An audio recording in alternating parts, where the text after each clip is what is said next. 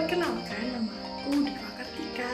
Di sini aku akan menjelaskan video penerapan konsep pendidikan merdeka belajar. Yuk simak videonya. Pertama, teman-teman, tahu nggak apa itu merdeka belajar? Merdeka belajar adalah sebuah program yang digagas oleh Menteri Pendidikan, Kebudayaan, Riset dan Teknologi Nadiem Makarim sebagai upaya untuk bebas berpikir dan berekspresi. Selanjutnya yaitu tujuan pendidikan merdeka belajar. Pertama, menciptakan lingkungan belajar yang menyenangkan, membebaskan siswa dari tekanan kurikulum yang kaku dan memberikan kekuasaan kepada guru dalam menyusun proses pembelajaran. Yang kedua, meningkatkan kualitas pendidikan melalui pendekatan yang lebih personal dan relevan dengan kebutuhan siswa. Kurikulum ini bertujuan untuk meningkatkan kualitas pendidikan di Indonesia. Yang ketiga, mempersiapkan generasi yang siap menghadapi tantangan global. Kurikulum ini dirancang untuk mempersiapkan siswa dengan keterampilan yang kritis, kreatif, dan problem solving yang relevan dengan tuntutan dunia kerja di masa depan. Lalu ada beberapa strategi pelaksanaan merdeka belajar. Yang pertama, pendekatan pembelajaran yang berpusat pada siswa. Kurikulum merdeka mendorong penerapan pembelajaran yang berpusat pada siswa.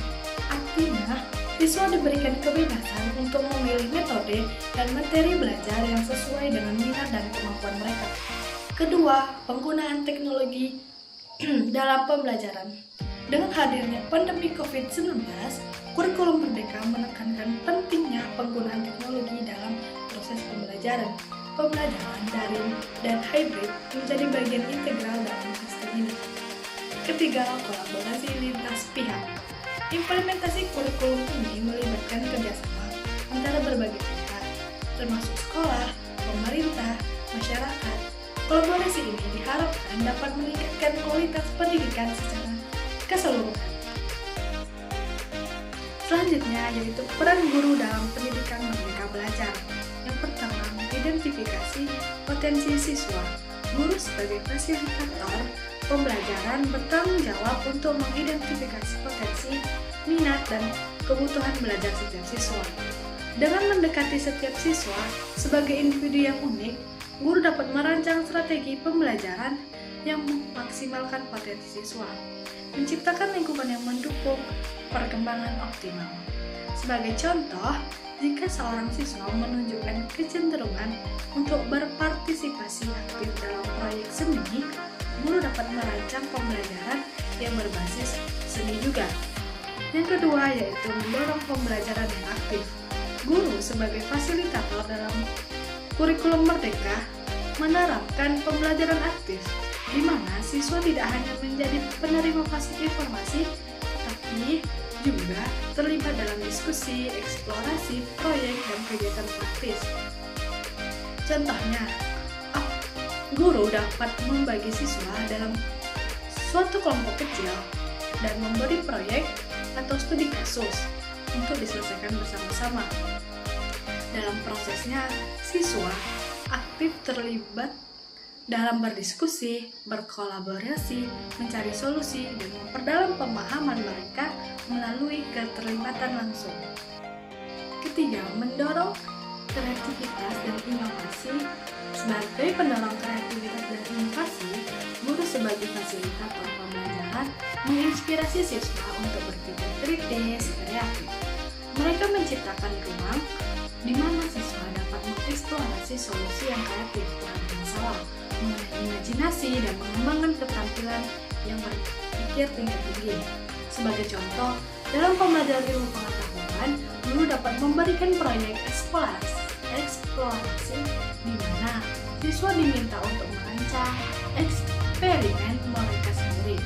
Ini memberikan kesempatan bagi siswa untuk mengembangkan kreativitas, mengajukan pertanyaan ilmiah, dan menemukan solusi inovatif. Yang keempat, memfasilitasi pembentukan karakter dan etika, yaitu membantu seseorang untuk mengembangkan nilai-nilai moral perilaku Contohnya, guru menjadi panutan dengan menunjukkan perilaku-perilaku yang baik, jujur, dan bertanggung jawab dalam mengajar dan berinteraksi dengan siswa. Dan yang terakhir, mengembangkan kemandirian pada siswa. Ini berarti membantu mereka untuk menjadi individu yang mampu berpikir, bertindak, dan mengambil keputusan secara mandiri. Sebagai contoh, siswa diberikan tugas proyek yang menantang mereka untuk berpikir kritis, mencari informasi, dan bekerja mandiri dalam kelompok kecil. Kesimpulan, Merdeka Belajar adalah program transformasi pendidikan yang berkontribusi positif terhadap peningkatan kualitas pendidikan di Indonesia. Program ini telah memberikan kebebasan dan otonomi kepada siswa, guru, dan sekolah, sehingga dapat mengembangkan potensi mereka secara optimal. Merdeka Belajar memiliki potensi untuk menjadi program transformasi pendidikan yang berkelanjutan. Untuk mewujudkan hal ini, diperlukan dukungan dan komitmen kuat dari seluruh pemangku kependidikan, termasuk siswa, guru, sekolah, orang tua, masyarakat, dan pemerintah. Video dari aku, kalau ada kata-kata yang salah, aku minta maaf. Bye-bye teman-teman.